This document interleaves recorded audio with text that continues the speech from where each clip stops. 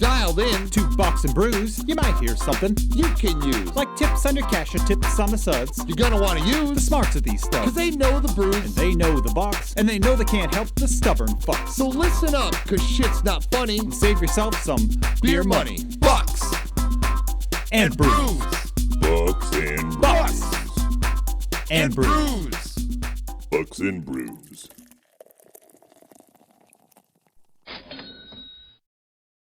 Welcome back to Bucks and Brews. Nick, you made me be here alone this week. Sorry. I'm kind of sad about it. Well, you should be, because we enjoy getting to be with each other for the company, but We we're do. we're at least, this close. Yeah, this So, close. What do you About what do you 10 miles away. Again, I have Odd Sides after dinner mint still a good beer? because it's so good. And then after that, I got a Manger's pear Irish cider. And then if I am feeling it, I got a hard Mountain Dew. So Oh, there you go. I decided to go with the 1844 PBR, and I think it's from 1844. That's how long it's been in my fridge. It was in the bottom. it's And got then to taste awful. No. Tastes great. Swear And then every PBR is awful. oh, dude, you know what? Like your choice of light beers is just crappy. Nobody likes Miller Lite. New Glar, and then I went with New Glarus Brewing, which we know I love. Love it. I'm doing and because this is going to be a really great episode for me, and it's something realistic focused, I absolutely love. I decided to bring out one of my New Glarus Wisconsin Belgian Reds because it's hands down top 3 favorite beers of all time. So, and might as well have my favorite beer with my favorite subject, right? Absolutely. So we're joined tonight. I'm gonna try to do this without fucking it up with Stephen Petasky. Nailed it. Steve. See, I'm good. Steve is joining us tonight. Steve, tell us a little bit about yourself. And I know you're not drinking anything yet, but what will you be drinking? It just showed up, fellas. Oh. Right in the midst of the intro. So Perfect. I had to go. I would say not great distances, but as you know, in the pre-call, there was waiting for this to arrive. It's nice and cold. Aloha Warrior microbrew on the Big Island of Hawaii. Delicious, awesome. We'll get a little, yeah. And cheers, fellas. Thank you for having me on the show. Thank you for Cheers. joining us. Oh, it's gonna be a good hang. Yeah. So thank you for having me. Yeah. So my name Steve Petasky. I'm from Edmonton, Canada, but I kind of rotate around a little bit. Our businesses, I'll give you the rundown later. So we'll talk real estate, which is awesome. That you dig the content, Nick. Will be a fun conversation for sure. And because our real estate, portfolio of things we've grown over the last 20 years is in different parts of the world. Big Island has kind of become a bit of a second home for us. We did a project here a number of years ago and working on something new. And so we've built a real nice community here. So I spend a little time here in the winters. Kids play, outdoor sports, which is not conducive in Western Canada this time of year, beach volleyball and golf. So definitely slow sports when it's minus, 40 out, which you probably know, but like minus 40 is when Fahrenheit and Celsius cross. So they're actually the same. Very, very painful, but I love my home. I love Edmonton, but it's been an awesome journey with the kids. They're 17 and 17 this month and 13. So fortunately they force us to go to some nice destinations and allow them to pursue their passions. Well, we get to pursue ours around real estate and doing some cool things. That's awesome. Amazing. All the entire pre-chat that we had, I didn't hear any Canadian from you, and then all of a sudden you started giving that talk, and I was like, "Oh, all right, calm down, Timmy Hortons." I really thought it was coming out of your mouth. Just wait till I say about. Yeah, say this is gonna. So Steve, just because I love to humble people when they come on here, we did a little research, right? And you started your company back in 2007. Yep. Right. For David, I mean, he was already living his whole life and getting there. I myself had just graduated high school, so just think, yeah. How do you like that, boys? I was only 30. Okay. Tell us a little bit about your company, what you guys do, and how you're in Hawaii currently. Yeah, no problem for sure. Well, it's it started off not like I've always had a passion for real estate. I was never very good at it. I think like anything, if you love something, you spend a lot of time at it, you start to get proficient over time, but I certainly wasn't proficient to start at all. It just came out of a concept of a problem that my wife and I were having, which was a baby. And my wife was pregnant in 06 with our boy.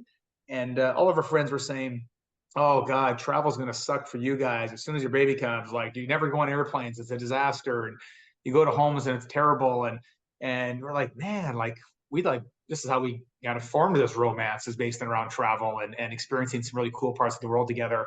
So we thought there's got to be like a better way for us to continue to travel on, but in our new season of life, which is with a child and eventually two of my daughters born. So this would have been end of 06. We kind of snowballed some ideas, and basically we were just kind of shooting the shit. Wife and I said, well, what would be the perfect scenario for us? And we kind of weighed out basically the three options. The first option was booking a hotel, which was great from consistency perspective, which is kind of good for a new parent. Like, that the linens are clean and the bathrooms work and there's everything works. It's certain.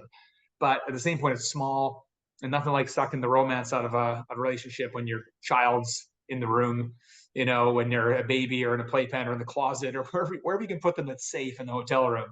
So we thought, okay, hotels are done with us. Then we thought vacation rentals would be good. Now remember, this is 06, 07, so Airbnb didn't even exist. It was just like Vrbo. And back then, things were not that they have improved, but when we get to like the where we are today, they didn't have consistency. So you book this like really amazing, home that you see all these great photos of the pool, and it's great. And you show up there and pool's green and the linens are pilled and the bathroom's dirty and like the homeowner's toothbrush is still in the drawer. And it just was kind of, just not a great experience as new parents. It didn't work for us. We needed some certainty. And then the third item was, we had no money, but the idea was, what if we just bought our own home? And we could go to Hawaii, but we didn't have 1/10 of the value we needed to acquire the type of home we wanted in Hawaii. But the cool thing with owning your own home is it's totally certain. You know exactly what you're going to get, but then it also lacks variety. So in addition to no finances, we still wanted to move the kids around and ourselves and have different experiences.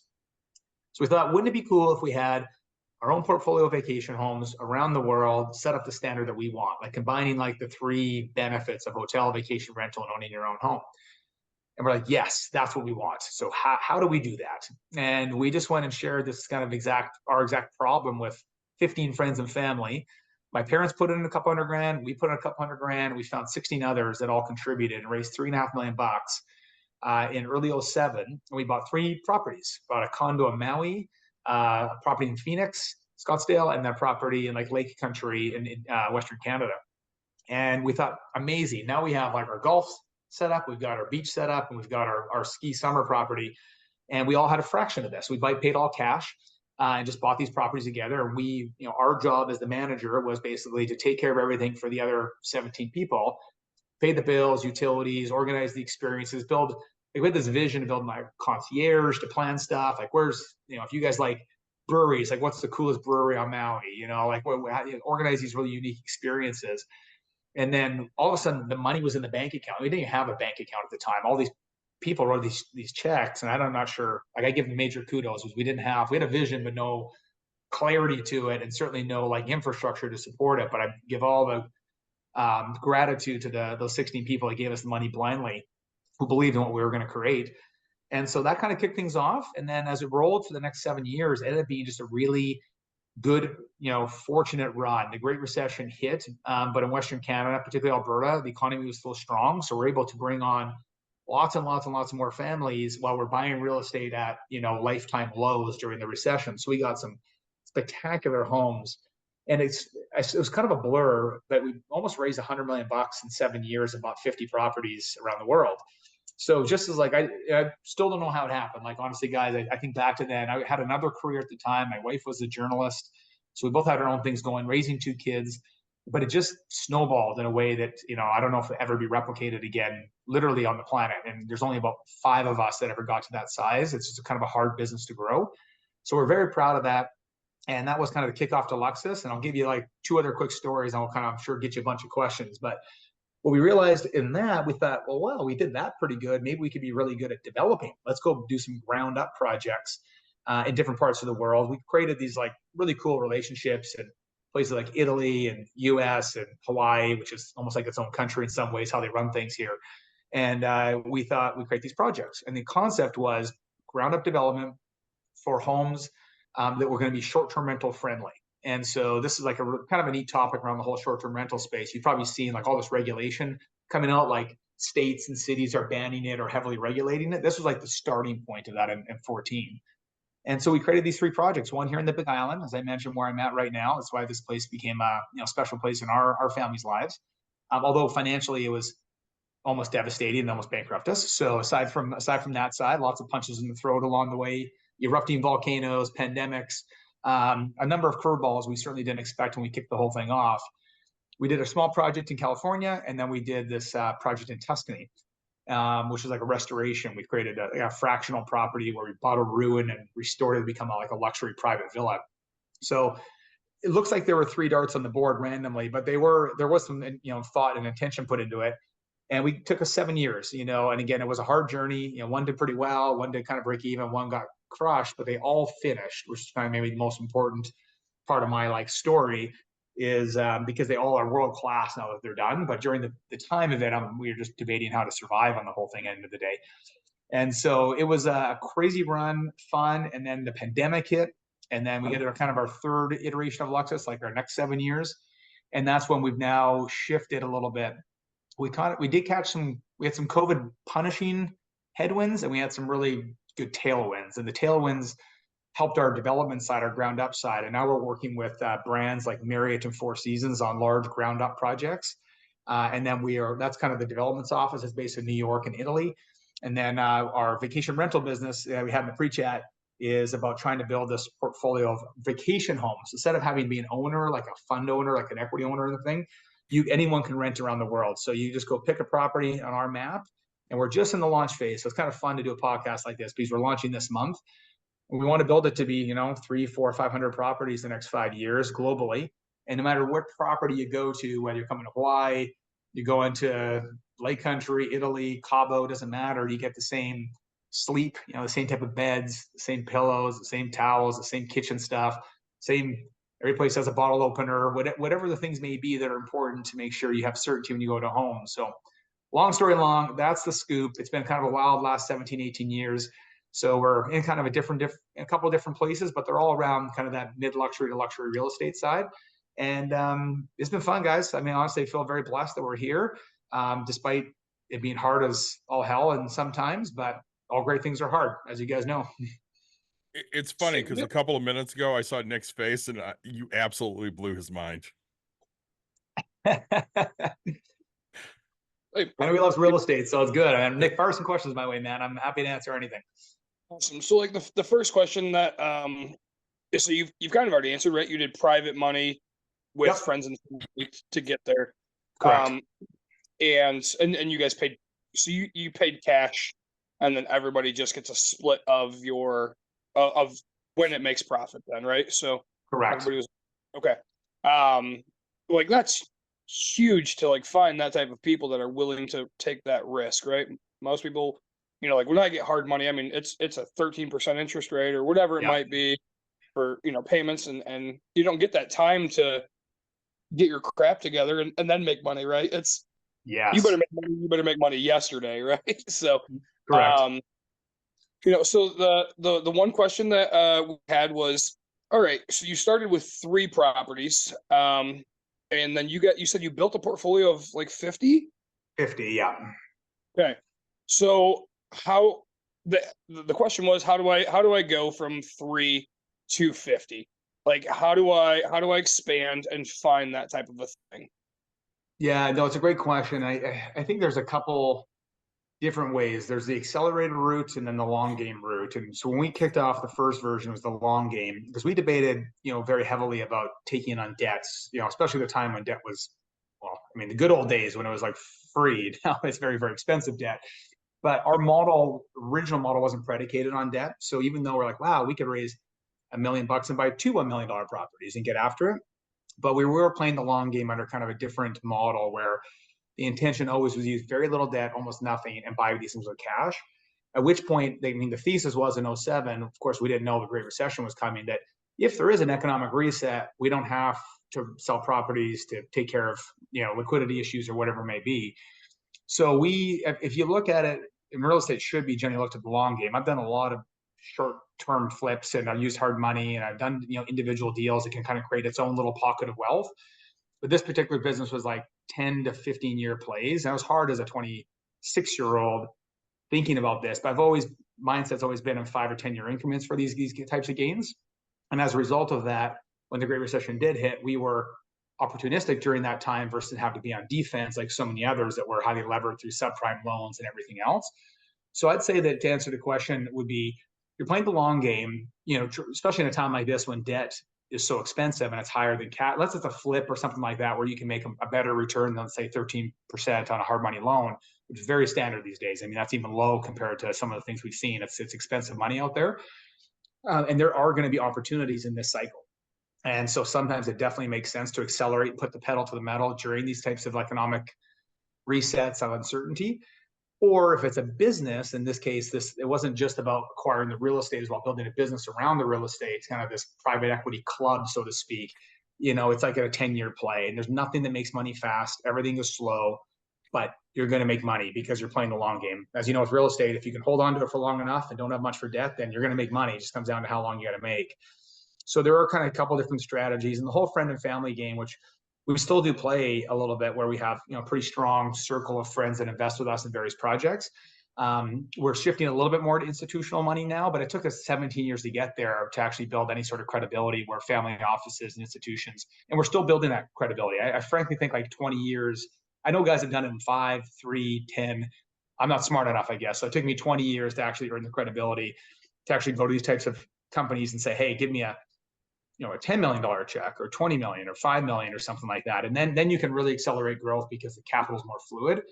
But friends and family is, how I started and how so many do in real estate. And you just go hustle and bustle and try to turn around a couple wins. And then, most people recycle and get after and do it again. And if you can prove that over time, then, that friends and family cycle will never really end, which is great. So you started with these first 3 properties, Scottsdale, Maui, and Canada. Yeah, BC, British Columbia, yeah, Canada. Okay, yeah. so how did you pick these 3 areas? You know what, it was fun out of it. Like when my wife and I looked at what are the 3 areas that we love. So I like golf, I like skiing, I like the beach. Sure. Wife likes heat, so like all these things were like, okay, what's just like great lifestyle destinations that in our case, close proximity to Edmonton, Canada, that we have a direct flight to and can make easy access to. So there was really no science. I mean, there was a little more science around acquiring the properties themselves, but the destinations were chosen based on the lifestyle that we wanted to live. And it just so happened that, our original 16 friends and family all shared a common vision of that lifestyle. As we were growing and the investor base was growing more across Canada, we never grew in the US. There's always Canadian investors in that first cycle of the business. The interest changed. Oh, I'd love to have New York, and I'd love to have the Caribbean, and how about Europe and Latin America? So then we started to say, okay, well, we had a big enough pool to say Latin America. Then it's like, okay, well, where in Latin America? It's a big, multiple countries, multiple different things. Then you just kind of drill your way down to get to a point where you find the best community, the best airlift, the best, because all these things translate into potentially a better return as well. You can take an up and coming area like, I don't know, Belize isn't necessarily up and coming, let's say like second tier to Mexico and Costa Rica, but it has probably a little more, room for upward growth. Or you could take like a Nicaragua where it's going to be dirt cheap, but it might be 20 years to never before that really gets to that next level. So we took all that into our analysis because we had to get more sophisticated on how we were acquiring assets. Before it was shooting from the hip, and I'd fly to Maui and we'd look at properties for 2 days and be like, let's go buy this one. And then it got to a point where we have kind of a team, we do a bit more analysis, and you spend a lot more time because not all decisions are right. Even, only thing that kind of saved us through some of that was the pricing was so good, but we probably could have made better decisions along the way. In hindsight, it's 2020, of course. But now over time, you start to get good at things when you start making mistakes and realize what hurts when it's not good. And, oh, wow, these won, and we put a lot of thought into this, and these ones had the biggest gains. So how do we replicate that in the new version of, a different part of Costa Rica or a different different Caribbean island or whatever it may be. So you like golf. I like drinking. Yes. But golf happens to be a thing. So what's your handicap? I'm a scratch. It's so I Yes, so I did play junior golf and college golf. So it was something that now I went from probably like a +2 or +3 in college to probably almost an 8 or 9 handicap when I was having kids and not golfing at all. But very fortunate. My boy loves to play golf and he's pursuing college golf. So now I get to play a lot again, compared to what I used to. So my handicap's coming down again to where, of course, when you're good at something at some point and then you get really bad, I didn't even want to play. I felt like I just sucked, even though it's all relative. I just feel like a tool. So glad you said. I'm in the same spot. I used to be a good bowler, right? I mean, Yep. I was, well above average, scholarship, all that. And like now Love it. it's like I don't do it enough. And like I just don't give a crap. Like people ask me all the time, hey, what do you average? And I say 3 pitchers and 5 shots. Like I'm there to like so like that. I mean, honestly, that's a great thing. The next question we had, a lot of my friends are in this Airbnb field and they're Yep. in things. So there's 2 questions I'm gonna ask at the same time. One, you talked about it earlier with regulations and them trying to stop these types of things. How, like, especially, okay, as an American, Yeah. we are so dense in our brains to think the rest of the world is like us, right? So how do you find what countries will allow you to own there? I mean, granted, you're Canadian, so I don't know. I don't know if you have the same. Like, so do you have your American citizenship now? I'm working on our visa right now. So we even though I have an office here, we do travel here for work, but so not citizenship, still a Canadian citizen, but will be a visa holder in the U.S. For the long term. So, like, is it easier for a Canadian to own in different countries than it is for an American? Pretty similar, to be honest. Like it's there's there's all these treaty laws between all the countries you generally invest in, Western Europe and Latin America. So pretty much the tax kind of thing works out to the same kind of gig. And as an actual owner, it doesn't really change much. We're pretty much treated the same, whether it's Mexican buying here or me buying in Mexico or vice versa. The rules are different on the ground, but they don't necessarily preclude foreigners from the types of investment. They just fall sometimes under different rules. Like in Mexico, a non-Mexican can't own within, I think it's 40 miles of the ocean. So they run this kind of complicated trust program. You probably heard about it, but it acts as if you are the real title owner on property when it's actually controlled by this trust program. But that doesn't change for me or you or David buying. It's just kind of just understanding the rules. If there are risks, what, like, if you go to a less stable country that has the risk of, government saying, I'm going to take all that real estate back. Like, I don't know, Mexico did that in the 60s or something like that. So, there's a real risk, but it's pretty limited in these kind of key markets. No, I Mexico, just because I'd like to be there. Yeah. I live in Michigan. We're just gonna call it the suburb of Canada. So like my city sucks. When I was younger, I never thought I grew up very poor, right? We didn't travel, we didn't do these things. So I just and I never thought I'd be a snowbird, right? Because I was like, winter's not, like, it's not bad. But like now, like I'm 35, which doesn't seem old to you old people, but like it's old. Now I'm tired. I'm tired of winter. I'm tired of shoveling. I'm tired of this. Yeah. And so, hey, how can I? And so my wife and I went to Mexico, and I'm like, I'm buying here. And then I started looking, and then I found out I can't buy on the ocean, right? Like it's cheap, right? But like I can't buy that. And so now I'm working on figuring out how to beat the system and things like that. But I have friends that are from there and stuff like that. Because you build friends with people, right? And so it's like, all right, hey, now I have to trust you and say, hey, you own it. I'm throwing my money away at this point, but we'll own it eventually, kind of a thing. Yeah, I don't blame you on the snowbird thing, man. And northern U.S. is very similar to northern Canada. It's the winters. I mean, some people love it, and the different. And I grew up loving the seasons, but I don't blame you. The shovel in the snow and all that stuff gets hard, and we're lucky. I don't know, lucky, fortunate, and strategically fortunate that we've been able to do this. But I don't blame you with the idea of wanting to have a place in Mexico to chill out in the winter. And especially if you're in real estate and you have some flexibility, you can do podcasts remotely. Like the world's changed a lot and allows you to be able to work from anywhere, which is pretty cool. So speaking of that, right, allowing you to work from anywhere. The other question, okay, so I'm assuming the answer is no, but never assume anything. Do you physically do the work on these properties yourself? And if not, how do you find contractors? Because you said you're in Europe, you're in other countries. How do you find contractors? How do you vet this to actually have people that you trust and are going to make this happen? Yeah, so it's a really good question. So the first answer is no. We definitely don't build anything in the other countries. It's always hiring contractors. Generally, it's a general contractor, and then they deal with the subs from there. It's kind of like any, whether you do it in your home, in Michigan, or you do it in Hawaii, or do it in Mexico or Italy. You just interview and find really great people. And I found that there's always great people in these different countries.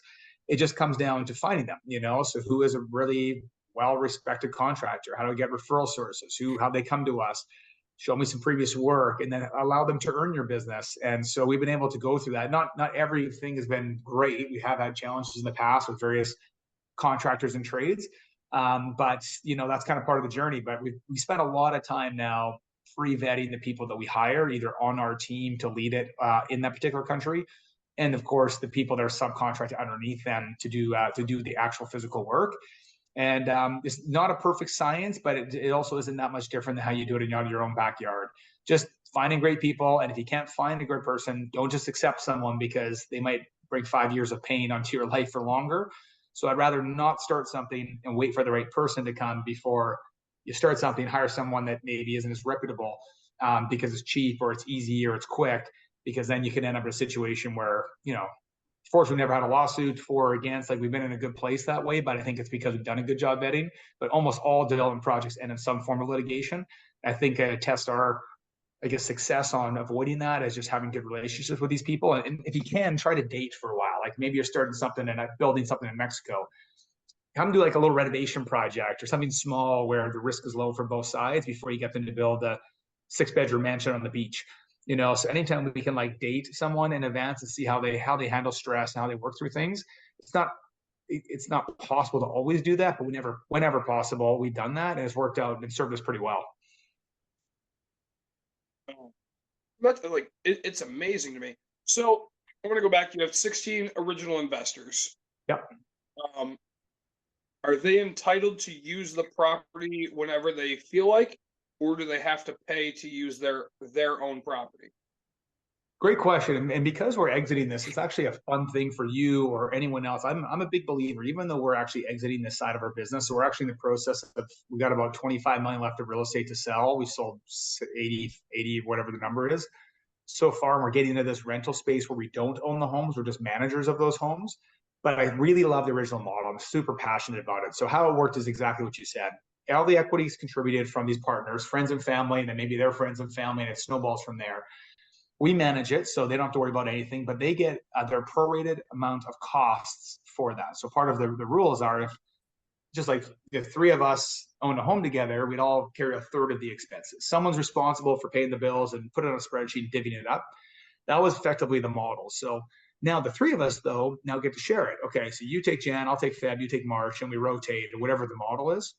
So in this kind of original model, which anyone can start, I think this is truly one of even though it's hard to scale for someone that wants to get in and maybe just have 5 homes and 25 partners and 5 different awesome places in the world to travel to, it's a freaking great model, because the cost to own, assuming you don't have a big debt load, particularly if you can pay cash or you have no debt, is that the cost to own is cheaper substantially than the cost to rent comparable homes.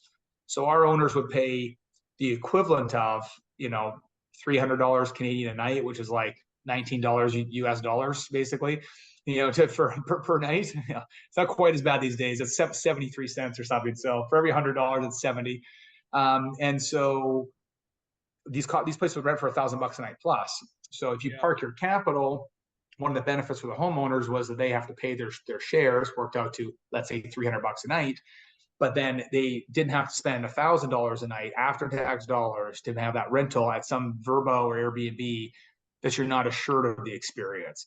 So I love the model. Is anyone listening that wants to get in the real estate game, I think everyone's got someone like my situation back then, 10 or 15 buddies that have a little bit of scratch together, 100 or 200 grand, that want to participate in the equity in a deal. Ideally in this cycle, there's going to be some stress in certain markets. You can hopefully buy low and then just ride the appreciation wave out of it. In the meantime, you now have places to vacation. And we had a whole system on how people use the homes, because how much equity you put in dictated how much time you got at the properties. And it was like a point system, seasonal based. And so it took a while to kind of create a system that was fair and equitable. Because if you had everyone at Christmas and you had 5 people per home, obviously you couldn't accommodate that. So we do like a lottery for Christmas, and you give people an incentive to go to Hawaii in the summer when it's maybe not as attractive as, going there in January. So, but all these systems worked and allowed the calendars to kind of blend out over the course of the year versus everyone fighting for the same, 4 weeks in the season. So that's kind of how it worked. And it's super fun to talk about for me because it's been the passion for most of my adult life. And even though we're not doing it anymore, I want others to do it because it's something I think that's an easy one to start. You really don't need a lot. You need 5, 10, 15 buddies to buy 1, 2, or 3 properties. I like the 5-to-1 ratio. Just say that too, Nick. 5 people per home works out pretty well because everyone can. There's usually most properties have 5 good months a year at minimum, November through March or December through April, and like in beach destinations. Everyone gets like 1 month of great time, and then you have another 7 months to split up, however people want to use it. Go in the spring, summer, fall, whatever it is.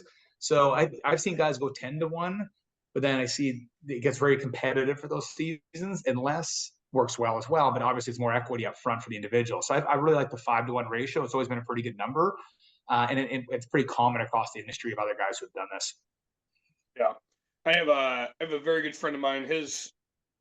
So you say just find some friends with a little bit of scratch, and okay, so David and I know people with scratch with like $20, right? Okay, so like I think we grew up in different Circles. Yeah, I say very much different circles. But I have a friend of mine who's like his grandfather, right, is very, very wealthy, right? We're nearing the $100 million mark, right? Something very close. Big time. Love it.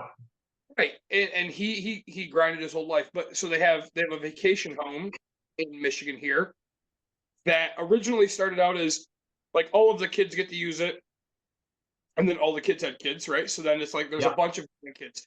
And so then, it worked out just, I don't know if our viewers know, but okay, so there's 12 months in a year, which is things you'll know. But in the rental season in Michigan, there's 14 weeks, right? So Memorial Day to Labor Day, there's 14 weeks. So you get 2 extra paychecks in theory if you're renting it on a consistent.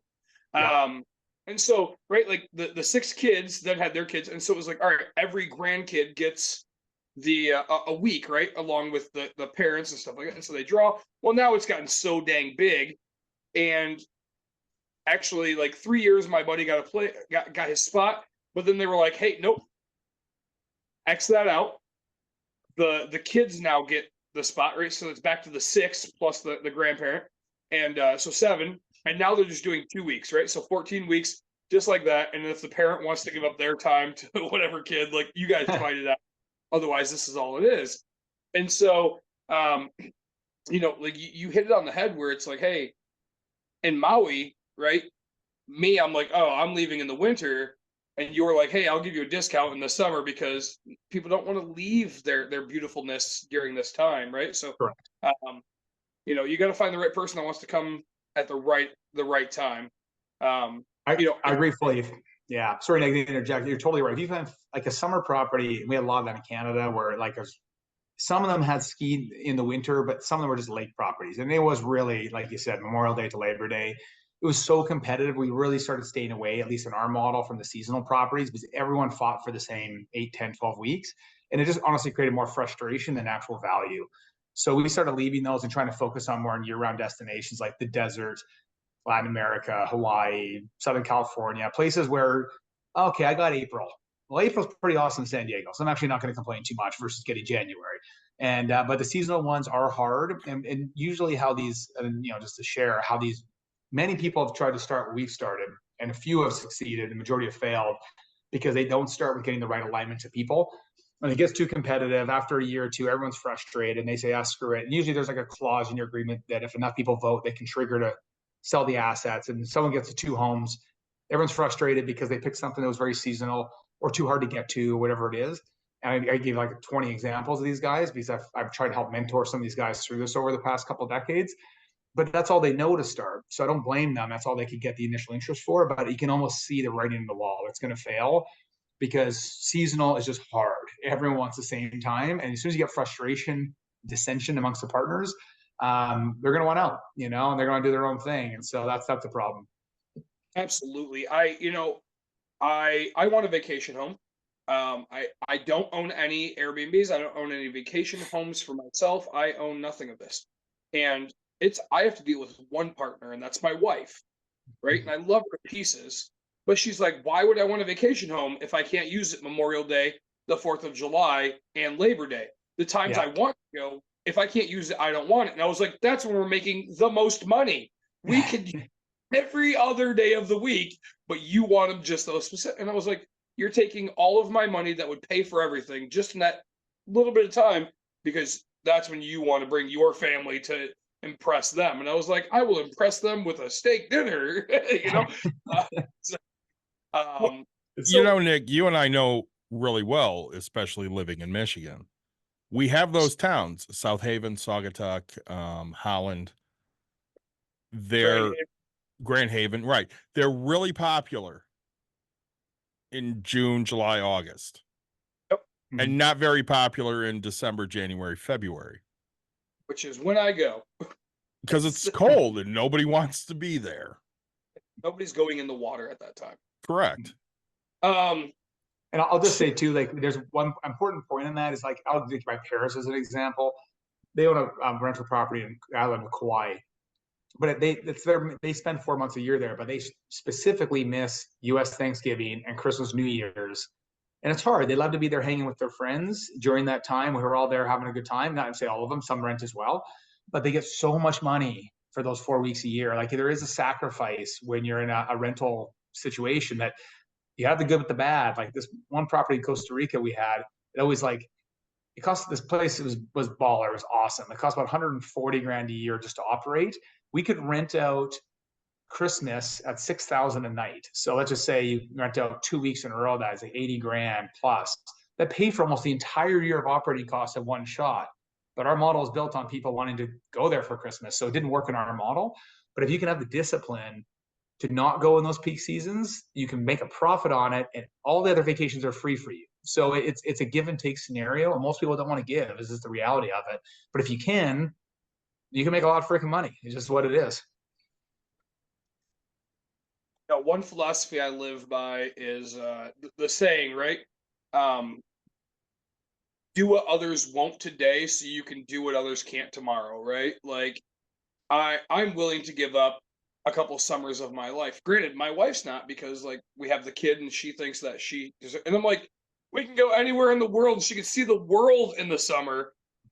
Don't have to go to this one spot. Like we're gonna make so much money hand over fist during these 3 times that we can literally go to. I was like, do you know what Europe or any part of Europe looks like in the winter? Good, me neither. Let's go. Right? Like Exactly. Yeah, totally. So now, how are you finding properties in other countries? So so it was fun. Back in the day, it was just me. So, and I had a team that, my team was more like the concierge service, asset managers. And I say the team that's maybe an overstatement. It was like 3 people that helped us kick this thing off, and it's grown to be much bigger now. But early stage was just me. And so basically be me on a laptop at night. You get through your workday. It's like, okay, people want to be in Mexico. Okay, where do we start in Mexico? Let's go West Coast. Okay, we've got Puerto Vallarta, Punta Mita, Cabo San Lucas, Huatuco, Acapulco. Then you just start drilling down. It was just honestly like thousands of hours of research on your own time to do it. And people just, and I find now we have a little more sophisticated approach, but we've been doing it for so long, we know what to look at out of the gate. So finding the right destination, doing your own homework, your own call it desktop due diligence, going down their vacation experience at seeing on the ground. Like again, kind of like that dating thing before you marry a destination. A lot of people, when they buy a home, it's very emotional, right? You're on vacation in Cabo and they come home 2 weeks later with a timeshare. That's why Mexican timeshares are still a thing, if you can believe it. You know you're going to lose money and you're getting sucked in, but this still happens all the time because people are emotionally connected. So I try to help people disconnect the emotion from the acquisition to say, oh, we had a great time. Timeshare salesman's giving you the free, steak dinner to come to the whole thing. Don't buy, leave, decompress, and then re-enter the market with like a clean lens on it. And so we used to go down and buy things on the spot. We did a lot of desktop diligence in advance. Now we'll go to markets multiple times, out of our own pocket before we buy, just to make sure we don't make a mistake. And so it takes quite a bit of time now. And I would also say something we could potentially help you with in your searching, any listeners, but we started as, we haven't really flushed out as a full scale part of the business, but an advisory arm. All the things we've learned over the years, the mistakes we've made, and generally it comes down to exactly what you said: picking the right destination, finding the right community in that destination, and then finding the right home within that community is a multiple step process. And for us, finding ethical, solid, kick-ass real estate agents in the market that aren't there just, that real estate, that business is eat what you kill, but they're not pressuring you to make a decision before you leave your holiday tomorrow at 4:00, is like, hey, here's your options. Take it back and think about it. Why don't you maybe come back down in a month for a week? We can retour these properties and check things back out. So we made a list of what we think are some of the top agents in the world, frankly, and not necessarily always the top producers, but just highly ethical, strong moral compass that we refer our clients to now. So they say, hey, Nick's coming down. He's looking at Cancun to buy a property. He doesn't want the hard sell, but he needs to understand the market. And then I can trust that, Javier down there is going to give you the rundown properly and not make sure that you're going to feel pressured to buy something like, oh, if you don't buy now, Nick, before you leave today at 4, there are 6 other offers coming in. It was kind of a thing in the first year of COVID. It's not a thing anymore. Like, some markets are a little more hot than others, but for the most part, another unit will pop up at some point. So we just try to help people make informed decisions that feel less rushed. You never make $1 million decision in your stock portfolio in a week. You'd think about it and strategize with an expert, but on vacation homes, everyone's an expert. So everyone, comes back and doesn't make informed decisions. So I just tell people to slow down, especially in these cycles like this, when the market's a little slower, wait for the right opportunity. And in our case, when we can help is connect someone with the right agent, because we just had this great list and we made enough mistakes with high pressure sales tactics that we now are smart about it. And so you find the right person on the ground that's your true representative that will potentially make you a lot of money, and more importantly, protect you from a big mistake. Yeah. And I really think that's the best way to grow a business, is finding people that are like that, right?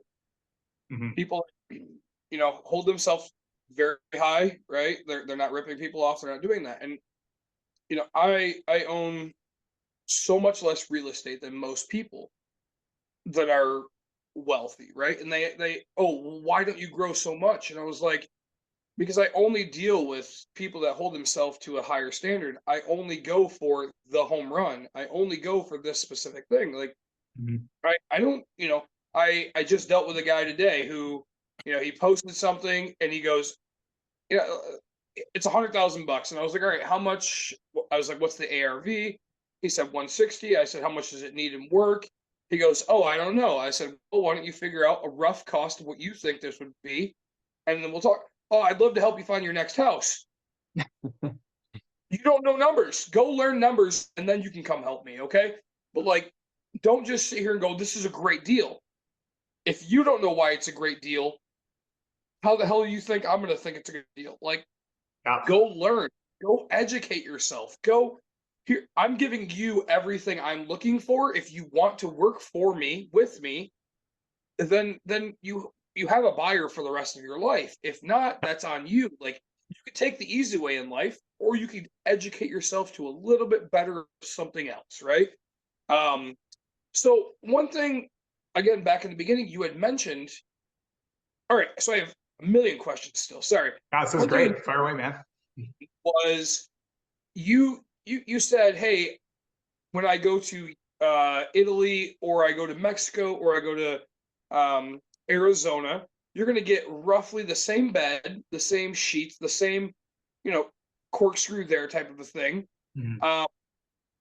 How do you make that type of a thing happen? Because different products are made in different areas. So how do you do that? Yeah, so it's kind of the fun part of our business right now. When we made the decision late 2022 to exit the main business, it's pretty hard. It's been my business baby for 17 years, to basically say we're going to literally intentionally burn the boats and bring the revenue down to zero to start with a clean slate, which I don't advise everyone to do, but we have the confidence in this new vision that it was the right thing to do, to clear any distractions on the old model to make room for the new model, which we believe could serve people better in a much wider group globally. Then so that was middle to end of 2022 for 2 years. So now we're or February already. It's hard to believe 2024. We're still fine tuning what we call the brand standard package. And that's basically linen suppliers, wine glass suppliers, electronic suppliers, people that can service on a global basis. So we add a property in Italy, for lack of a better term, we push a button and 2 pallets of stuff shows up there 6 weeks later, and we send a team there to unpack all those things. And it's the same global linen supplier, the same pillows, the same towels, the same bath and body soaps. And it's taken us a year plus to actually put that together. It's reason why almost no one in the world's doing it. There's some like local regional guys that do a good job within like a specific market, but no one globally is doing it at all or well. So we're trying to be the one that kind of like cracks the nut on this, where you can provide, think of like Four Seasons meets vacation Airbnb. So we're not Airbnb, it's just a distribution platform. We're not Four Seasons or Marriott, that's purely like a hotel basis. We are trying to blend the two together with this, this high-end standard. And it's not all about ultra luxury. Like we got homes that are going to be 600, 800 grand, and we have homes that are going to worth $6 or $8 million and everything in between. But the confidence you have is that no matter where you go, you're going to get the same sleep, and you're going to have everything you need to cook a kick-ass meal, a barbecue that works, and a pool that heats, and like all these aspects that people are certain in their experience. I can tell you, dude, it's not easy, man. It's like, to get, first off, suppliers that can go global, it's hard. To get to negotiate the rates that you need to make it economical is hard. To get to sell divisions hard. You just have to believe it. And fortunately, we had good resources, enough experience. We've been doing it under a certain version for so long. We were able to get the credibility with these suppliers.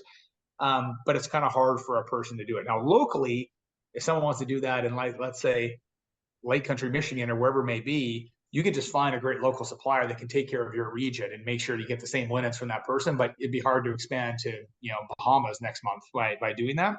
So we've been through that. So it's not an easy approach, probably why we're going to be a one of a kind doing it. But we do think that it's going to create a high degree of loyalty for the clients, and it's going to be worth the roughly 2 years of energy and money and time we put into it without creating $1 of revenue before we launch, to kick off with the right program out of the gate. So yeah, hopefully that answers the question. Again, it's I thought it'd be easy. I mean, like everything, like an entrepreneur, like, oh, how hard can it be? It's freaking hard, and it just takes a long time to figure it out. So just because normally we don't do this, but you made me get up to get 2 basement beers just because I'm in my basement. I have a cellar in my basement. For those that don't know, my basement cellar, it's dwindling down, but it's probably still, I don't know, $10,000 worth of beer. Love it. Awesome. Very nice. Very nice. Like what's behind you, right? Your yep. Humidor. I have just beer. So perfect. I expect nothing less. And so, I want you to plug the website because you're launching it this month. Yep. What website could people find you at? So yeah, thank you for that. It's LUXUSVP.com. So think Luxus Vacation Properties, and Luxus is think the car company, but it wasn't intentionally a knockoff. Luxus is the Latin word for luxury. So it's LUXUSVP as in vacationproperties.com. And the website's live now, but bookings will start in about 4 weeks from now in our first kind of tranche of roughly 20 properties, and it will grow quite rapidly from there. And yeah, man, I'd appreciate it very much. If you guys, anyone is looking for a vacation, go to LUXUSVP.com first and check it out to see if we have a property in the area you're looking at. Again, we'll be pretty small to start, but we'll still have probably 15 destinations. It'll grow to 50 destinations, and we'll have some really, really good coverage. But check that out. If you're a homeowner as well, maybe you bought, someplace in Playa del Carmen, Mexico, and you want to rent it out. We also, obviously, we represent homeowners. So that's how we get inventory to our portfolio. So if you own a home and you want to rent it out, or you're unsatisfied with whoever's running your home, LUXUSVP.com as well will get you to us and have a chance to earn someone's business. So here's going to be my fun question for me, being because I can be greedy because I host the podcast. All right, go for it. So I have a place in Puerto Vallarta, and I want you to rent it out. What do you make me do, and what are your standards that you hold me to? Yeah, perfect. So what we do is, first off, we check to make sure that the home and the community meet the initial standard, that it fits everything. Let's just assume it does. You're in a somewhere close proximity to the beach or downtown or whatever it might be is a good fit, and all those boxes check. It's at a minimum size, 2 or 3 bedrooms, kind of has a good fit. We'd send someone there to do an audit. And we have this 20-page checklist basically, and it's everything from how many forks are in the drawer, do you have a wine opener, do you have a bottle opener, do you have turkey baster, like what are all the things you have in your house that we don't need to replace. Some people start from scratch. They buy a house that's brand new and there's nothing in it, and we can help them everything from furniture's fixture, equipment, the whole works. Most people have like a starting basis, and we just go through this list, spend a few hours, and we just say, okay, you've got enough wine glasses, enough forks, knives, but you have a kind of crappy serrated knife set. We're going to bring our Hinkle knives in or whatever it is, because everyone likes a good knife set to cut steaks or whatever it might be. Then we prepare a budget for you, and we'd say, hey, this budget for the brand standard is going to be $15,000. And it's your upfront costs. Now, in certain situations, we can help the homeowner like subsidize it or extend the payment over an extended period of time to help pay for it over time. So that'd be kind of step one. And that's that guy says, yes, I'm good. 15 grand, I'll buy the package. We just push a button. All the things, the missing elements show up at your house. We send a team down to set it up, dial it in. And it's pretty dialed. Like everything's labeled and exactly where like the salad mixer goes, so that it's easy from a property management perspective, easy from a guest experience perspective. We label every light switch, all the aspects to make sure we have a whole binder in there, how to use the television, whatever it might be.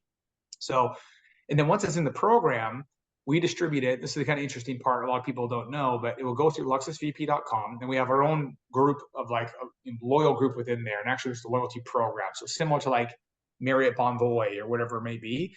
That would first, those properties will go to that group first because they're our loyal members and they get a chance to first access. But any excess inventory, we actually run it through what we call the OTAs, or online travel agencies, which is like Airbnb and Vrbo. So we don't limit ourselves just to people that stumble across our own website. We use those extra platforms to help bring a far global reach in. And then when they stay at the property, hopefully they stay at your host in Puerto Vallarta, and we're like, this place is awesome. That's the best sleep I ever had. And freaking the kitchen was dialed, and my kids had a playpen to sleep in, and it was awesome.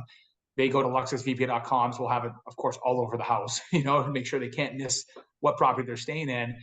They come to us, they're like, oh, they actually have a place in Cabo as well. Let's go to Cabo next year. And we'll just book through luxusvp.com. So, and we charge a fee anywhere from, it's a pretty big range, 20 to 35%, depending upon the complexity of the property. Is it hard to manage, easy to manage, whatever the revenues could be, prepare a pro forma for the individual. We try to make it like really dialed in. So it's almost like I would say the institutional approach, but a pretty like, specific approach that we can give people pretty accurate numbers out of the gate. And then they don't worry about anything. The first of the month, the check shows up in their bank account, a report on all their revenues, less their expenses and cleaning, whatever it may be. And they just tell us when they go into your own portal, and you just book your own personal time as much as you want to go to your own home, and the rest of it you leave to us, and we take care of it for you. And you want beers in the fridge when you get there, you want book a snorkel trip, you want to go bowling, go golfing, doesn't matter. Well, our team, both head office and on the ground, where boots on all the ground, they'll help plan anything you want. So you really get a pretty special customized experience. So when you leave that vacation rental, you're like, yes, that checked all the boxes for me. How do I do more of these? And that's, hopefully they come back to us and we've earned their business. That's amazing that like you'll have, because like I've never stayed in Airbnb because I'm cheap. I'm like the cheapest person you've met. I've helped a million of my friends because they'll build a binder and it was like, hey, local things. Here's a bowling alley. Here's an arcade. Here's this. And it's like things that you can do. But you have a person that will just book this for you. And like from like okay to like now we're booking this, right? We're booking your tea time for golf. We're booking specific things. Yeah. And like, gosh, you guys, you are successful, and you'll be so much more successful because of what you're offering people. Thank you. God, that is amazing. Now I feel like a dumbass because I'm not sitting here doing this, and it's like, oh, this is a possibility. So I just gave you the playbook, man. More people in the industry, the better. It's a big sandbox, and there's lots of very disjointed, fragmented industry. And I think there's a lot of money to be made as it kind of rolls up, and guys that build these businesses are going to be bought up by bigger companies. And it's there's the whole playbook. I mean, it's the more people that do it, the better for us. I think it brings a lot of credibility to the industry, which unfortunately lacks credibility, because you hear about like going to an Airbnb and someone's got a freaking camera in the master bedroom videotaping you while you sleep or you hear about these stories of people leaving, whatever, bad food in the fridge or don't flush the toilet, whatever it might be. Like it's we're trying to add credibility to something that's, unfortunately lacks credibility, and that's kind of our mission and purpose in this whole thing, and we're gonna figure it out one way or the other. So, David, before I ask another million questions, do you have a question? I mean, I have a comment. So, I mean, you and I both have watched all of the Airbnb horror stories on TikTok. And, having something that is more regulated, I guess. I guess regulated is the word I want to use. Yeah, that's the way to do it. It is better for me. Like, I'm scared of the unknown. I like to go to the same places and do the same stuff because it's what I've done and it's what I'm used to. Nick and I used to argue because he's like, you got to go to Mexico. And I'm like, yeah, I'm great with Hawaii. It's in this country and I know what I'm getting into. And I've been there 6 times and that's what I like. And he's like, yeah, but Mexico's so much cheaper. You can go to Mexico 4 times for the price it would take you to go to Hawaii once. True. And I'm like, yeah, but again, I need to do things that I know are safe and predictable because I'm safe and predictable. Whereas Nick doesn't worry about any of that shit. No. It's weird because you're granted, you're only like what, 5'8", and you're a big guy. Yeah. Like I'm 6'1" and a big guy. But like I know when I leave, I'm either A, feared, or B, a target, right? That's all it is. There's no middle ground for me, right? Like you're either, and it's funny because I grew up, all my brothers are 5'7", right? And so one of them has little man syndrome, right? So he's gonna find the biggest, baddest son of a bitch out there, and he's gonna be like, "Oh, I'm beating his ass," right? And I'm like, "Stop! Just stop. We just want to drink. We want to be left alone," right? But like, if I go to Mexico, I do have a designer wallet, and every time I leave the country, I always change my wallet. Again, you and I are the same person. We went on a cruise together. We're in Haiti. Yep. And you're pissed at your wife and your daughter because they're doing whatever they do. Yeah. And your daughter at 8 will not pay attention to what the hell is going on. Correct. And I had to pull her ass aside and say, listen, people out here are not necessarily your friends. You need to let us pay attention to you, because if we're not paying attention to you and somebody grabs you, little blonde-haired girl. So you and I are both paranoid, which is fine, but we're always on guard. 100%. So how do you vet your areas? So speaking of that, Steve, how do you vet your areas? Because the U.S. just labeled the Bahamas as a next tier of, well, David, help me out with this, like a next tier of like do not go list or whatever, like a fright area. They've had mind you, I'm looking at property in the Bahamas, but yes, they did. They've had 17 murders or whatever or something like that in like the past 12 months, and so it's like, it's what I would say a do not fly list. How do you vet your areas?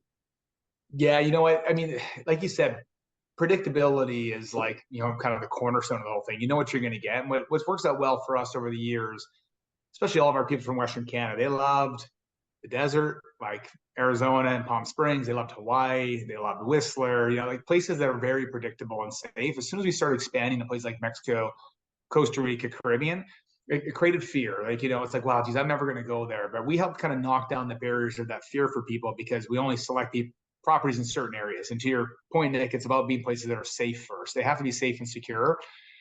So you look at the country, what's its track record? Everyone in Latin America could be afraid of every country in Latin America. Like there's just no question. There's bad shit that goes on in any country.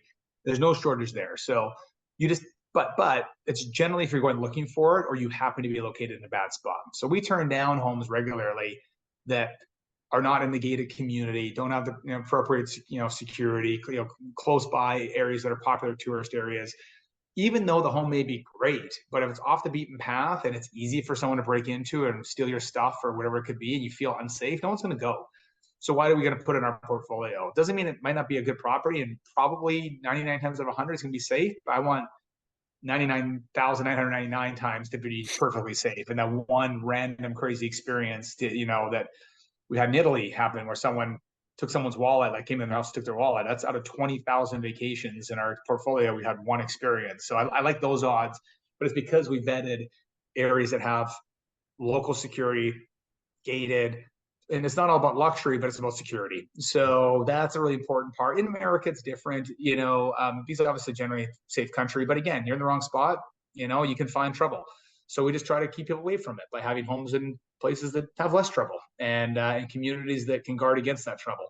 It makes it way more predictable when people go. And like for David's point, I love Hawaii. It's amazing. It's a phenomenal spot. It's just easy, the same currency and everything else. But Nick's right. You can go 4 times to Mexico, then you go 1 time to Hawaii.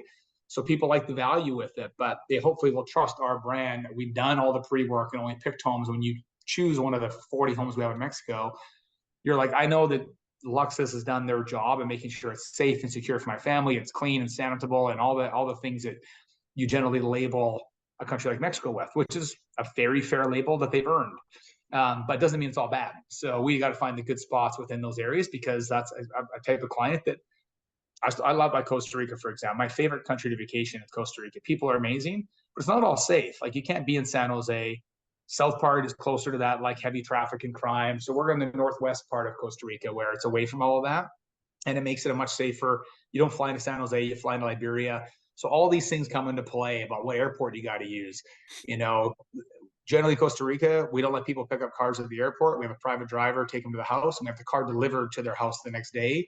So they don't got to worry about navigating roads at 10 o'clock at night that's unfamiliar to them. So all these things we just try to resolve in advance for our clients. So it's something they have less stress when they worry about going there. And it's easier then to convince maybe a reluctant spouse or friends to come with you. They're like, I saw someone died there, a tourist last year. It's like, yeah, but with LUXUS, that's not the places they pick. Again, bad shit can happen even the best places, but generally we're able to put people in very safe environments that when they get there, like, oh, I do feel comfortable and I can properly unwind. And I feel comfortable. My kids here. We certainly wouldn't be in Haiti. But Dominican's a great spot, on the other side. Punta Cana, it's pretty far away from some of the trouble of that island nations, and it's an awesome spot to vacation. So we'll have properties there. Yeah, it's funny you said that. I got threatened to be robbed in Punta Cana, Dominican Republic. Did you? Yeah, yep. It was it wasn't a big threat. There was no weapons of any sort, right? It was just, hey, give me your money.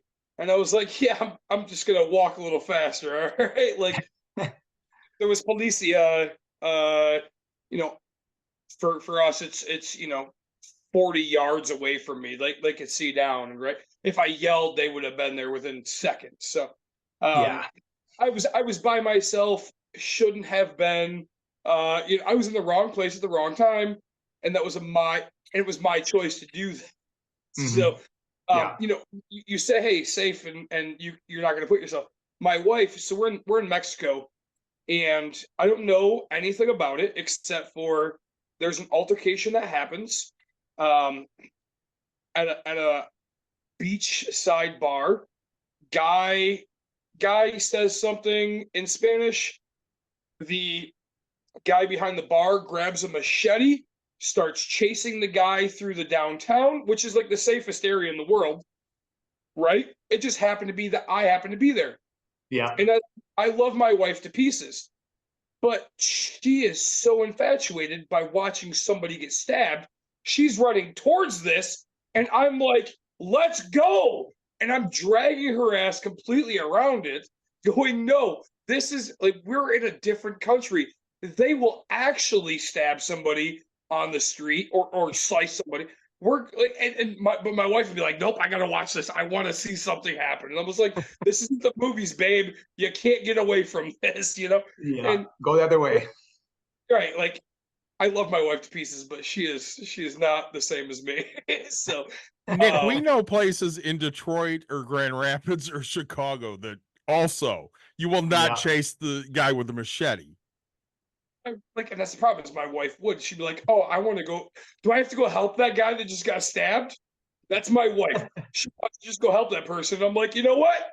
If he dies, it's on him. He shouldn't have been there. Apparently, no, I'm just kidding. But like, it's we can only save ourselves at this point. You talked about like relaxing and things, and I think that besides my job and things like that, David and I went on a cruise together, and it was also like I had my daughter, right? And I'm watching my daughter like a hawk. Yes, I'm drinking, and is if my eye can see my kid, I'm fine with this. Anything else, no, I'm not doing this, right? Like, and David's like, well, and I was like, look, this is I have 6 friends on this cruise with me, right? Or 5 friends, my wife and 4, and I'm like, I get it, but like my priority is this kid. Every aspect of this is the kid. Like, Sure. and then now that I've been home since a cruise, I've seen so many videos of like things with kids, and I'm like, I can't tell you I'm taking another cruise just because of the stupid videos I've seen, but like I'll do another one. And Again, I you think and I are the same though. We watch the females we're with every time we're anywhere. every second of our life. It doesn't matter if we're in downtown Grand Rapids or walking through Haiti. Yep. And that's it. Like we're in downtown Grand Rapids and we're watching our own family, right? We're just like, hey, and I told you I got up and got 2 extra beers tonight because I don't have. Sure, she's upstairs. I can hear footprints, but if I hear 2 sets of feet print, like you guys are on your own at this moment, right? Like Okay, I take care of things. right, like hey, see you guys. Like if you hear it, mind your own business. But so how did you decide to grow and develop into other countries? You know what? It's so first off, to me, just the answer. I mean, as men, you're protectors. I mean, that's why we all have that, millions of years of evolution that you can't take your eye off people you love.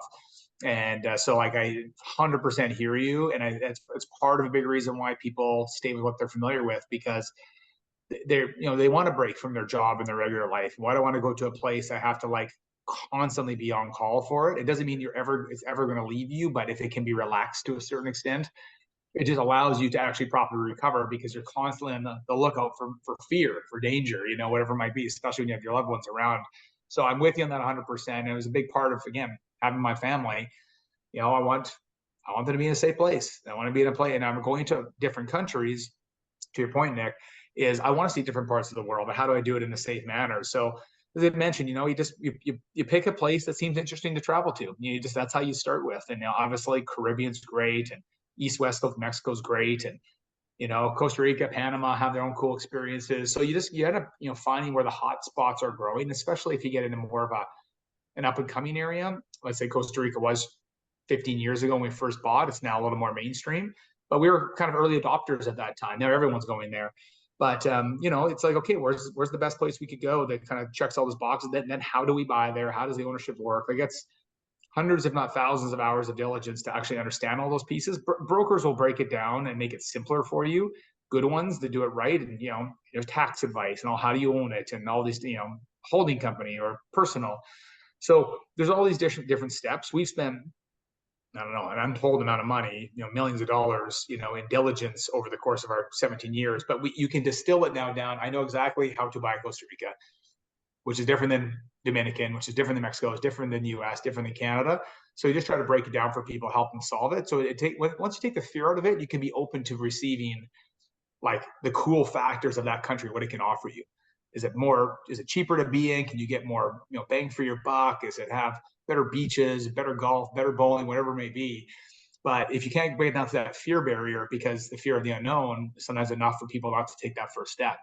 So we've done that work on it already, and we just try to, I don't encourage people to like go to places they feel unsafe. We want people to feel very safe where it is. If we can help knock down the first 2 or 3 barriers to be a little more open, to be like, oh yeah, I'm going to give Costa Rica a try. It looks pretty cool now. Now that I understand it, at least to a certain extent, then I think that's a great way to do it. And we've done it by 1 at a time. Now we're doing it 10 at a time or 20 at a time. So we've got a lot more experience that we know how to kind of replicate it at scale. But it all starts with just learning the game, and then you build it from there. Yeah, and I think that's like you're doing amazing work. Thank And you. I hope you that like from the bottom of my heart, you really are. Appreciate To say it a lot. I want to go back a little bit to your sourcing stuff, and I forgot to mention it when you talked about it. Like, hey, I source, from here and source from here. I used to import from China, and David used to half make fun of me because I'd import. Like he knew it in the beginning, and then he didn't realize how big I'd gotten. Um, but so like I made relationships with people from China, right? And it was funny because at the time I was working from 1 a.m. till, or sorry, 3 a.m. in Eastern Standard Time till till like 1 o'clock. But so I'm staying up really late doing a bunch of. I'm striving for my business, and so I'm talking to these people from China, which is 12 hours difference or more. And I was like, hey, what works for you? And for the longest time, I'm like, no, these hours are fine. And I was like, look, I'm exhausted. I don't want to work from 9 to 5 America, right? Like, are you willing to? And they're like, wait, I can sleep my normal like 9 to 5, and or like I could work my normal 9 to 5 and sleep the rest of it. And I was like, yes, please do. And I was like, look, and so I built this huge relationship with manufacturers and would Mhm. say, if you could do this, we could talk on my off time, right? Because like I had anywhere after 5 to work, and before I was like, this is when I work. Like I work on my off times, and they're like, oh, that'd be great for me. And I was like, look, I will give you a 1 month notice that I am done using your company, and so you can get back on your sleep schedule. You can do everything, and if you build relationships with the supplier themselves, God, you're going to go so much farther. So that's my advice to you. Mhm. It's not, it is free advice because you're here, but like it's going to take you, Steve, to figure out to reach out to the actual supplier and say, hey, tell me what your time frame is, and I will meet you. Because once you give them a little bit, they're going to give you everything. A stupid example is I'm looking at my glow sticks right now, right? And let's just say, the dollar store, you know what a dollar store is because you're at, but like a dollar store will sell an 8 pack for $1 a piece. They're manufacturing them for 50 cents a piece, right? I would then go, hey, I'm buying glow sticks, and I buy them for Halloween. And I buy 4,000 every year, and I just give out a shit ton of glow sticks to everybody in the neighborhood. We go camping every summer, and I bring them to every camping event, and I just give them to every kid in the park all the time. And so I got glow sticks down to 12 cents a piece, right?